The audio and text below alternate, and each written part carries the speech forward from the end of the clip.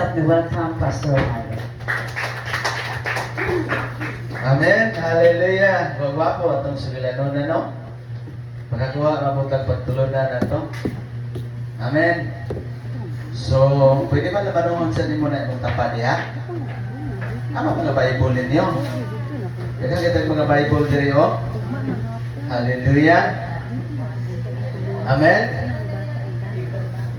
Nangutana gid mi ganiha para masiguro pud namo nga naa ba kita simba. No? Which is naman po intervention ba?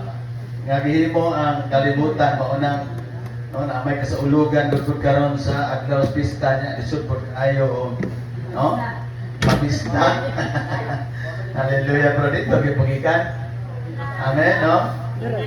Wala. Ngayon ba wala na po yung nga nakahapit ra. Amen no? Sister Mimi, salamat natong tanan, Lumimar, salamat. Boy, salamat kayo ninyong tanan. Hallelujah. So, dito maglangan, igsoon. Alita sa hiskutanan ng pulong sa Ginoo. Pasaylo ako kung galing sa lapit gamay ang ako ang dila tungod kay naay sakit man yung dila eh. No? Naay something ba nga napula. Abot na unsa gani. Apo ni natunog sigo mo na una, apo ni matunog. Hallelujah. Okay. So, halitas pulong sa Ginoo, open your Bible. Yes, 1 Corinthians chapter 15 verses 58. Hallelujah. Okay? Ang atong tema ani ingon siya, si Apostle Paul, every rise, there is a price. Amen. Sa matag barog, nemo para sa kaybayan sa Ginoo doon ay premium. Amen? No? Sahay, dili kayo na to ni siya sa tawagan eh.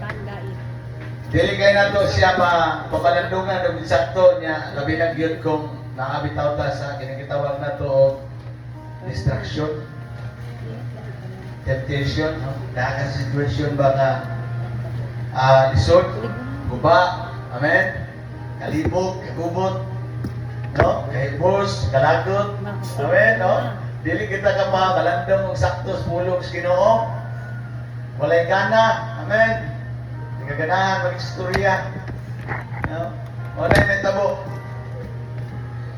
Basta dili na to tinguhaon gyud ang pulong sa Ginoo. Pero kung tinguhaon bitaw nimo ang pulong ni Lord, actually dili medicine ang atong kinahanglan. Amen. No dili medisina.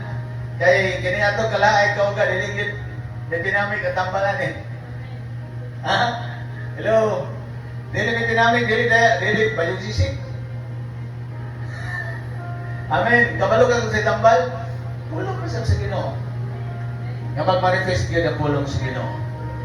Salamat nga kay kananaan butang na to kasinatian ba? No nga. Nakabalo ta nga naluya siya. Yeah. Ako kabalo nga naluya rin siya. No? At least ma-amaze ta. No? Dahil nga afternoon, ato pa balandong ano tayo rin nga tema ba? Ingon siya. Every rise sa batag panahon nga mubangon ka na ay premium. Every rise, there is a price. Naagin niya siya ay kumbaga sintasahin si Lord ba nga reward. Amen. No? Basta ay dili tayo makapalalong ani kay ato apong huna-huna nga ang pag-anig simbahan daw kakawangan lang. Amen. Murag kakawangan lang na murag wala lang epekto sa atong kinabuhi. No? But let me tell you, sa matag tikang na imuhang pagahimoon para pagpangita sa dagway sa Ginoo na ay premium. Amen? Gusto mo na ay mura manaog. Dahil Wala mo nagnas na matyan. Ha? Dahil may tanawon. Ha? Walang ka to ka nang ibarog ba? Taliwala, skubat, bitaw ka ng mga yunana ba? Wala no? Kato na lang. Kato na lang kay ato na lang itong gamito itong illustration itong down nga sa panahon nga na-fall down siya, nabilin siya nga nilubad. Amen? No, gapo po. No? Okay. So, sa dili pa tama ito sunahan, magapo sa tayo suon, diya sa mong lingkuran. Biyungan mong matala, yun muna, pasalamati ang Ginoo nga naaka. Hallelujah, magampo ta.